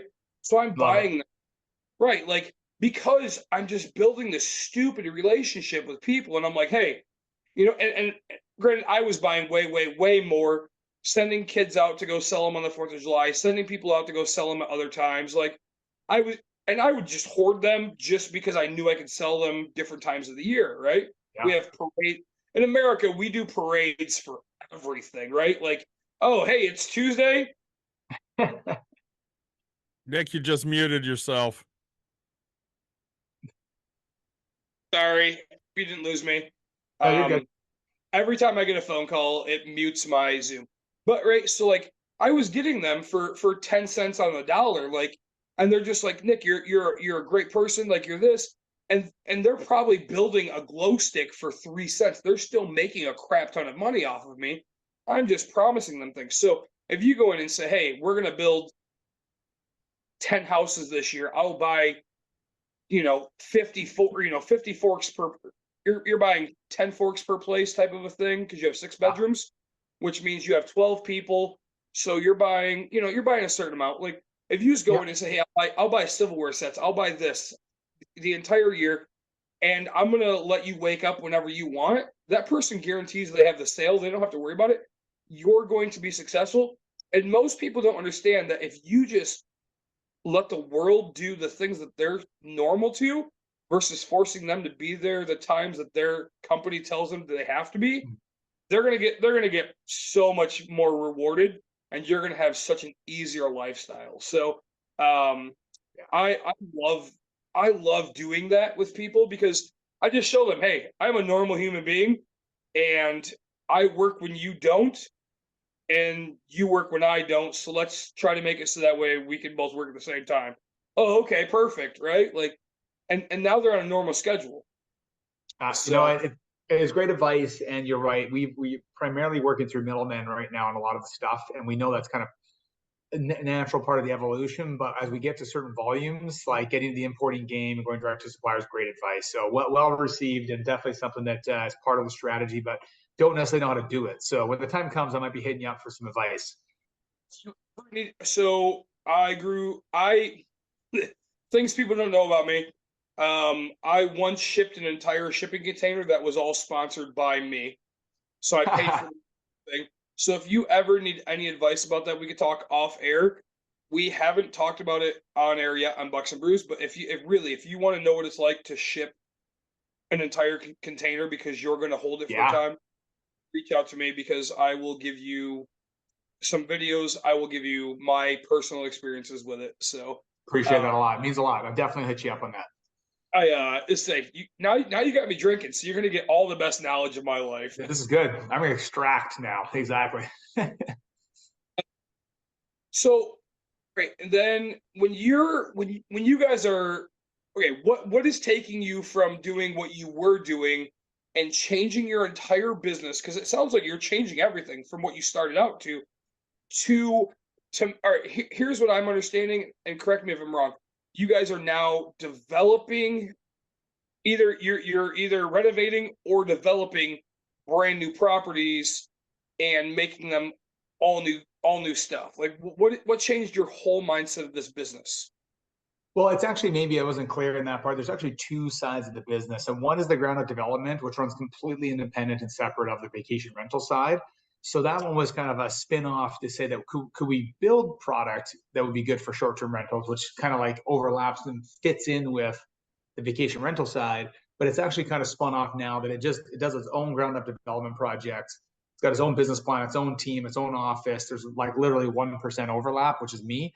And then the other entire team, which is the Canadian team, is all built on the vacation rental side. So think of it as like two different businesses that's completely standalone on their own 2 feet, servicing two, slightly overlapping demographic of client, generally an affluent traveler and wants to, go to cool places and either own or rent, but they are 2 different businesses. So it's a great question. Sometimes they can get conflicted to think, oh, are we building our own stuff? It's actually, yes, but through a totally separate program over here. And the vacation rental side is totally sitting over here under its own business plan, its own team, and everything else. Okay. All right. So now just to be more clear, your development side, are you building, developing, and selling, or are you developing and having a structure still run under whatever you're building it for, if that makes any sense? No, it totally makes total sense. It's a great question. And it's because a lot of people do build to rent and others build to sell. And we're a build to sell type business. So we identify the land, to acquire it with partners, develop it ourselves by hiring the appropriate contractors and architects, engineers, and then we ultimately sell it out. So they kind of, all these projects on the development side kind of have a beginning, middle, and end. Unlike, the rental thing, if I'm going to build, I don't know, a multifamily thing, I really don't want to sell it. I want to rent it, get as much, and clip coupons for the rest of my life off that asset and pay off the mortgage. And eventually it's free or refi it to redeploy that capital. But no, it's a great point. And that particular side of the business development is tricky because developing itself is hard enough, but trying to time the market on when to sell, you really need the right product at the right time to make the bulk of your money in your last, 30-40% of your sales. So that side of the business is all about selling. I would like to one day buy, do the land, develop and hold, or maybe hold half the inventory or all or a big portion of the inventory, because we just haven't, our current projects just haven't fit for that particular theme, but it's a very good way to do it. And so I'm not for or against it. It just happens to be the projects we're working on are all built around selling, fully exiting, all the money comes off the table, and we redeploy and go to another kind of ground up project. So yeah, really good question. I say the latter is something I want to do. Like, it's find the right project I can develop a community and then rent it out under like the LUXUS brand. That would be part of like the long-term, vision and dream to have some of that. And then you can it just cash flows every single year and pays off the debt and pays you. And then eventually it's your retirement in 10, 15 years down the road. Like selling real estate, I would say, even though it's what we do, generally isn't the Suck. best thing. It's usually best to keep it. Exactly. Yeah. So it just happens to be the development game. This particular thing is about exiting and selling because you can make quite a bit of money on that particular vision and project, but keeping real estate that cash flows consistently is a great thing to do. Sure.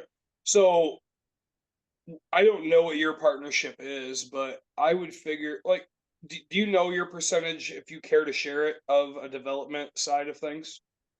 Yeah, we're anywhere from generally 5 to 50%, depends on the size of the project. Like the bigger it is, so the smaller percentage we have a lot more outside capital. And the smaller project is generally, well, sometimes we've been 100% owner. So I guess we're anywhere from 5 to 100% if it's a very small, community, less than half a dozen homes or something like that. So it's, but the bigger it goes, we don't have the bankroll yet. Certainly over time, we'd like to be able to accumulate it, but it takes a long time to accumulate, cash in real estate. So we bring in a lot of partners or big chunks of capital through partnerships rather to help fund the projects. These gurus tell me that I can make money yesterday, and they tell me that I should be retired. It's quick Yes, cash. that's what Instagram tells you. I don't know how they've done it, except they haven't, and they're telling you can. But it's not how it works in the real world, as you know. Say, at 5%, I guess I don't know how many developments you've done, but like to me and how I run my business a little bit is so I don't own in Grand Rapids. We talked about that. We're from Grand Rapids area, Yep. but I now own one property just because I like to be very upfront with everybody. I own one property in Grand Rapids, right? I had people call my bluff. I said, hey, I would rent it for this amount of money, which was a stupid fucking amount of money. Like, and it cash flows like crazy, right? And they said, okay, we'll take it. And I was like, holy shit balls. But so to me, it's like, hey, if you're making 5%, right? So that means to me, every 20 deals you do, you should be able to cash flow and hold one of the 20, right? Because now you've made that, because 5 times that, like you're making 20. And so you've cash flowed an entire property. So now you're going to start doing that, and you're going to hold one of the 20 because you don't need partners for that. You've bought them out. You've done everything you need.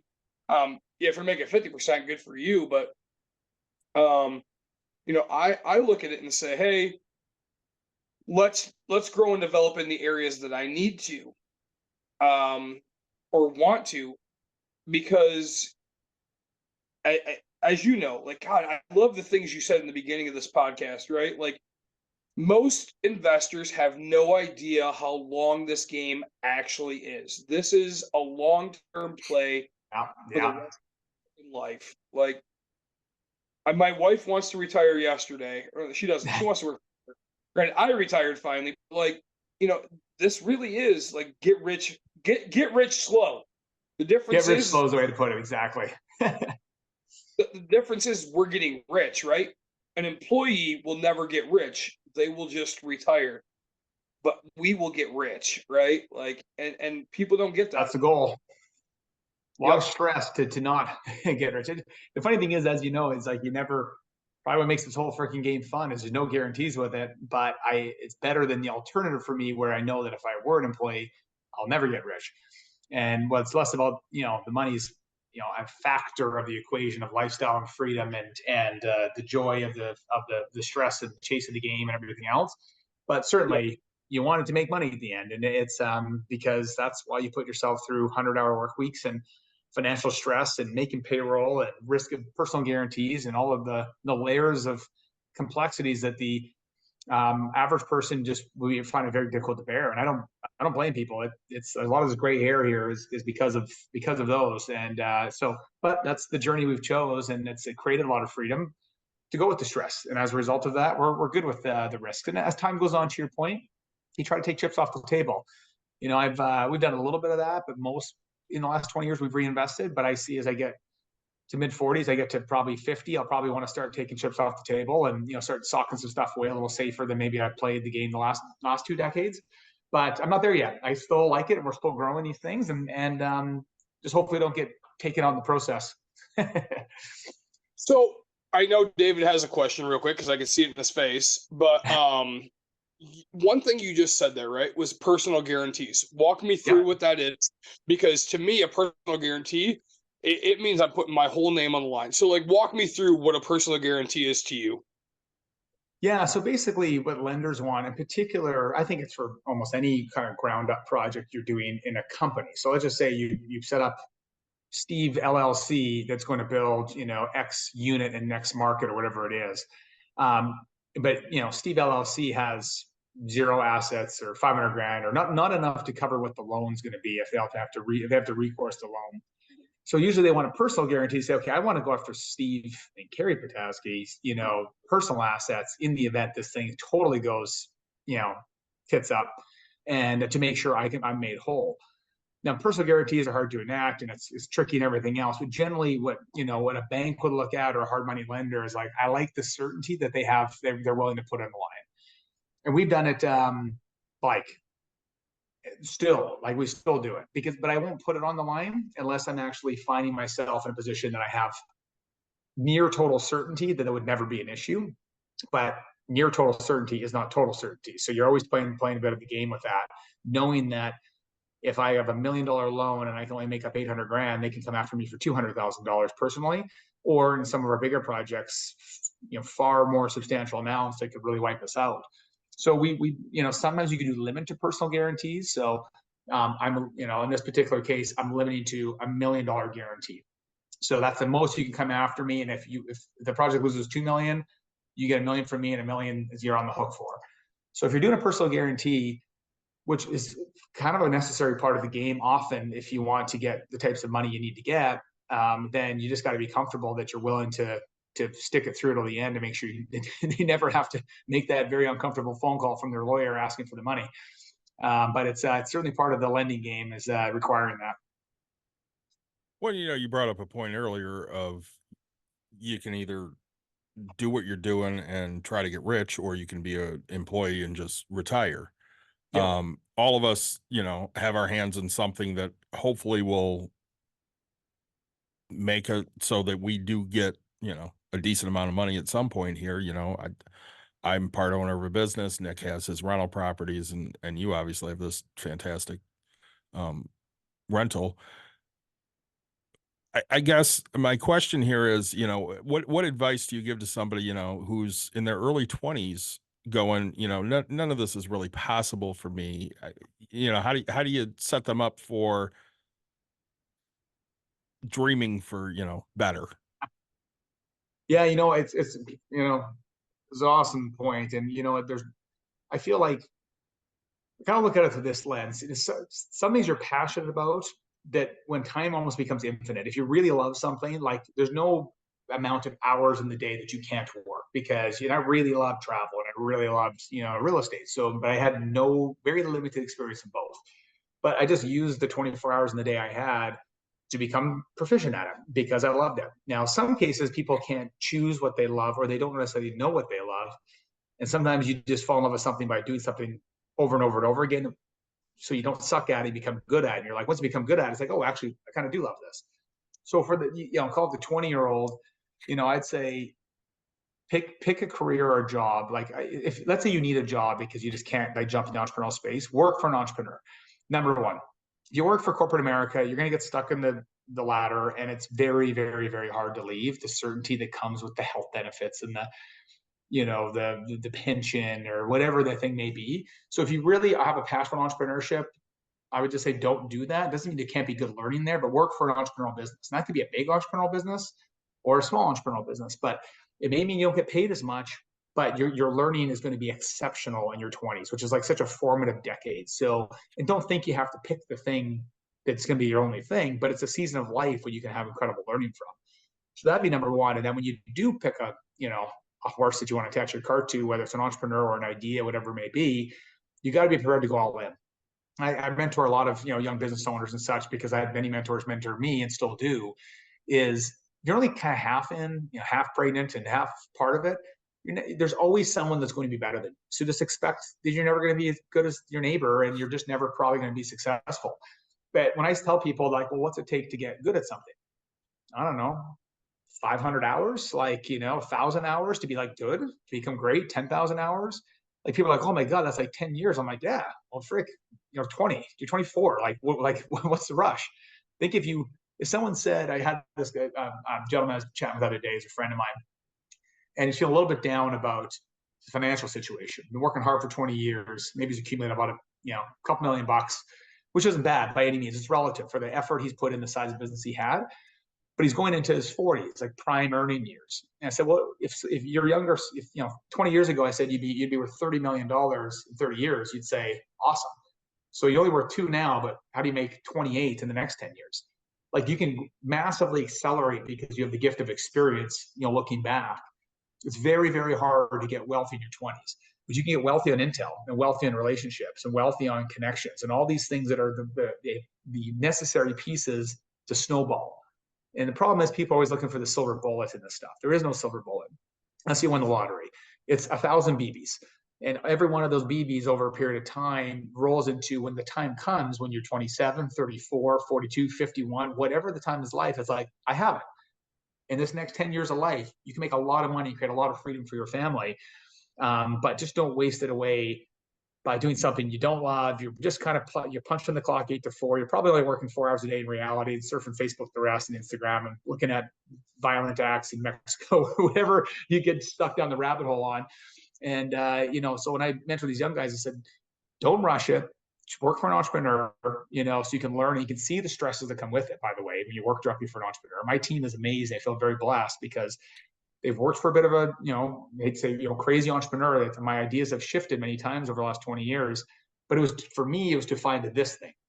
And all those things were super important for that season of life.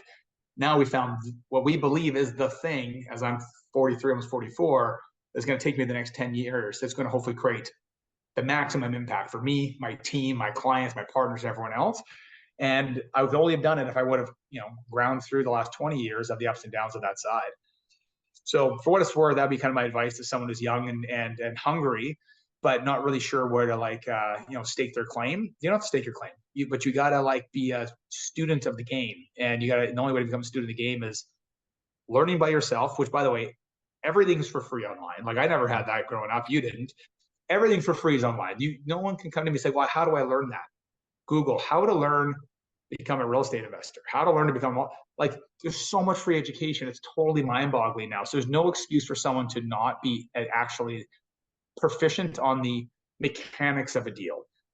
They haven't lived a deal. They haven't come up with the money yet, but they understand the process of what it would be to be there. Then watching an entrepreneur experience it, the ups and downs of it. And then eventually there'll be a time where you go on your own, with a partner or by yourself, or you raise friends and family money or whatever it is, and you'll feel far, far more prepared. But it very much frustrates me, which is unfortunately part of this generation, is just the requirement for instant gratification. Without instant results, people give up. And I could have given up many times along the way, as you could have, and Nick could have, and everyone else. But you stick it out because you're looking at that season of life as not necessarily about making a bunch of money, but about making a bunch of, I'll say memories, but experience and creating knowledge that you wouldn't be able to get otherwise by just working a 9-to-5 job somewhere else. Doesn't mean you won't get some experience for that, but I don't think it's quite as fruitful, than if you were to pick something within your passion wheelhouse. Yeah, and I think those are great points because Nick sat the most important class he took in high school was with a teacher that said, "Go find me rental properties." And Nick literally started looking into properties, and that started him as a real estate investor. I wanted to learn more about investing, so I went and learned about investing, and that gave me the ability to build a really nice portfolio for my kid who's 28 years old and has more money in the stock market than I do. I'm going to actually add one thing to this. This is something I did to a certain degree. I think I could have done more. Maybe not. I don't know. I think I did probably stretch as far as I could, but something I did, I recommend others to do. Work if you feel like how to get that experience, work for free for an entrepreneur. So, okay, I need my consistent income, my 4 hours a week, that's my 70 grand a year, whatever it is, in the bank to pay. I got a child at home, I got a mortgage. Great. You're still awake for another roughly 80 hours a week. We are awake for 100 to 120 hours a week. You're alive out of bed.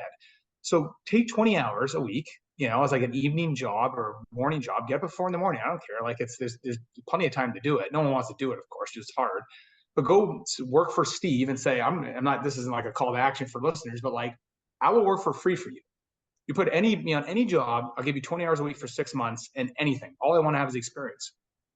Dude, like, I'd be like, sign on up, and we're going to put them on. I probably would still pay them, because I feel like if someone's got the balls to actually, I'll make that offer, I'm going to like honor the work they're putting in. Some people may just say, great, I'll take the free labor. But it's not a time wasted if you choose the right person to work for. But no one wants to work for free, because you're like, it's just, that's the sad thing about it. It's not working for free. You're gaining something that's way more valuable than this $17 an hour you're going to get paid. But a lot of people can only afford to have so many people like that on their payroll. So you need inexpensive labor. So it's like an invaluable form of mentorship and experience you otherwise can't get. So if I was a 22-year-old at college, to take my travel year and going to rack up even more debt and everything else, not to say it's bad and like it's fine. Maybe people have done that, but I'd go work for someone for free for a year, live on a shoestring budget in my parents' basement until I gained insane amounts of knowledge, and almost guaranteed, unless you're a bad worker, that person's going to pay you a crap ton of money to keep you when you decide to go somewhere else, or you now have the experience to say what you did and did not like as part of that role. But people are so eager to make money. You already put yourself in $100,000 in debt in college or whatever it may be. Why not just spend another year living off craft dinner for your parents? I'm sure your parents, for the most part, most people would say they'd probably be fine with that if they're gaining valuable experience. Now, some parents would say, no, go get a job. And we're always like dictated by how we were raised. But that's the old way. This is the new way. And knowledge is more powerful than money, because knowledge will get you the money in the later stages of life. Oh, and then some. This is where we agree beyond belief. I have people reach out to me all the time. Hey Nick, I want to pick your brain. And so I had a friend of mine call me out, right? Like, and people don't realize this because they don't believe it's true. So my really great friend said, hey, we go to all these meetup events, we go to these things, and he goes, all you ever do is just give knowledge to people for free. Mm-hmm.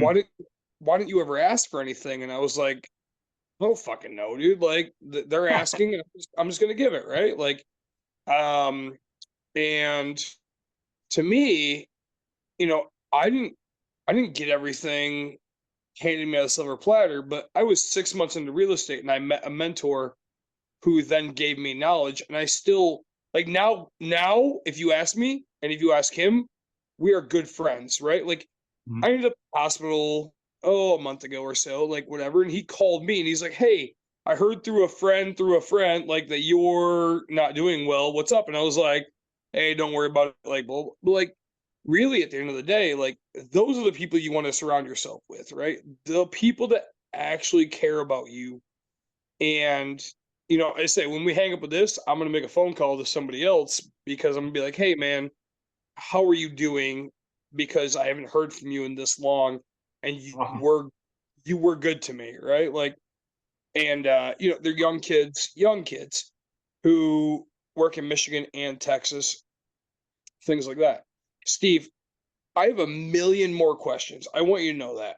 Are you, I know we could probably talk for hours. It's a great combo. Are you willing to come back on in the next few months? I'm somewhere in the next 6 talk about things. Would love to. But then I'll be lunch. I'll tell you if it's a failure or not, if the business went off the ground, or if I'm still spinning my wheels. So I'll give you some real proof in the pudding, or tell you it's been a failure, but hopefully not.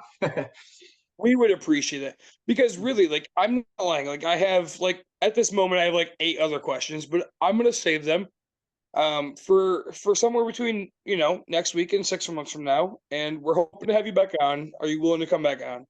Of course, guys. It was an awesome conversation. You guys rock. Super thoughtful questions. I learned a lot. So yeah, count me in. Let's pick a time in the spring. By then, again, we'll be off our launch will be real. I'll be able to give you some, this is all conceptual. We worked on it for a year and a half, but like, it'd be cool to say, oh, actually we did launch, and here's where we've floundered, and here's where it's found success, and how we pivoted. And so it'll be chapter 2 of the story, but I would love to be back on, and thank you. It's been an honor being on this one. I'm gonna go ahead and try this, see if it works for me. Here's all the stuff I've drank tonight. So Rye from Old Style, from Outside Ales, New Glarus, a KBS from 2016, Hazel's Nuts from like who knows when. New Glarus, which is brand new for my brother. PBR. So I've had a few beers tonight. David, could you see all that? I couldn't. You doubled me up, my friend. I had the 3 that I brought. Yeah, But I loved tonight. Tonight was like, gosh, Steve, like you are gonna be all right. So I'm 10 years younger than you, but you are gonna be so successful. And I have a million questions. Like, I say that I know 9. I was running through and I was like, hey, more will come in. Yeah. wrap this up. But like, all right, these are the 9 questions I still have. So let's have you back on after your launch. We're gonna send David a message because you've been in contact with David. I do not do any technology because I'm, An old man.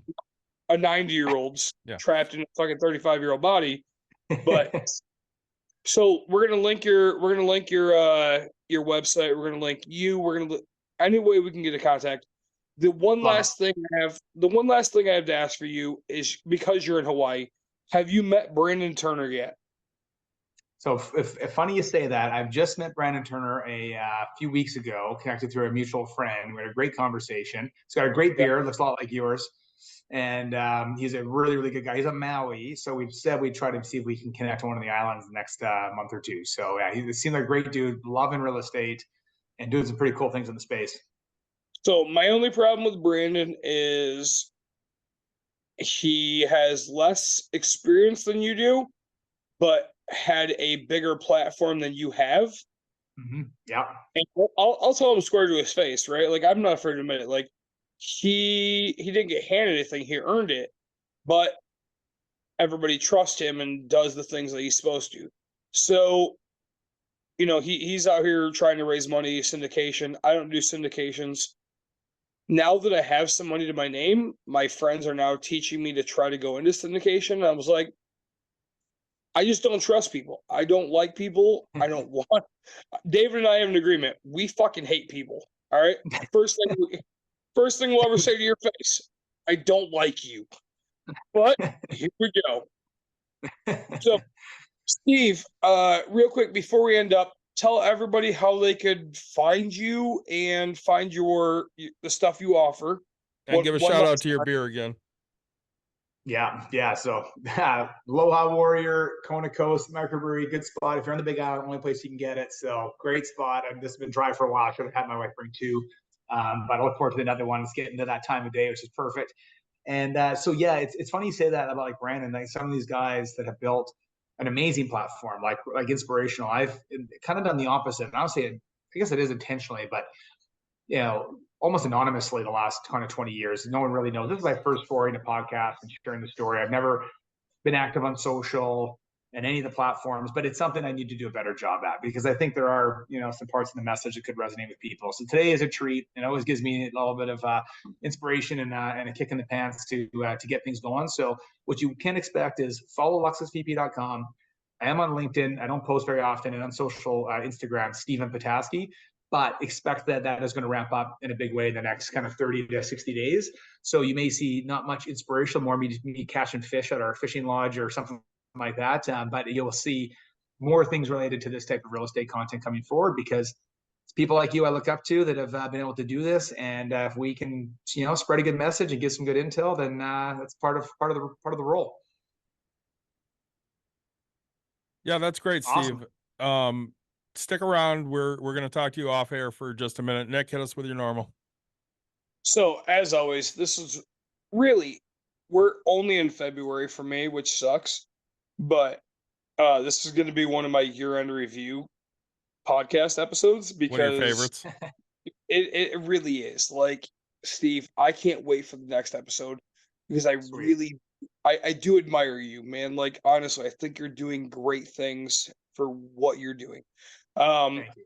All the listeners, please like, subscribe, share, tell your friends, tell your family, because I promise you in the next 6 months when we have him back on, because I'm going to make David do it.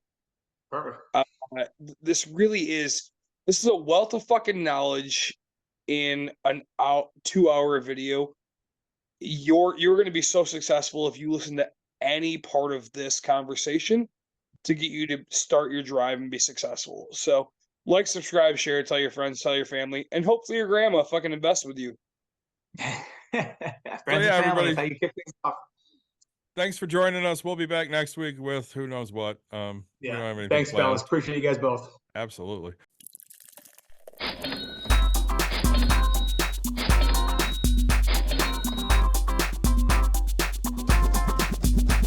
You've dialed in. To Box and Brews, you might hear something You can use. like tips on your cash or tips on the suds. You're gonna want to The use. smarts of these Because stuff. they know the brews. And they know the box, and they know they can't help the stubborn fucks. So listen up, because shit's not funny. Save yourself some Beer money. Bucks. and brews.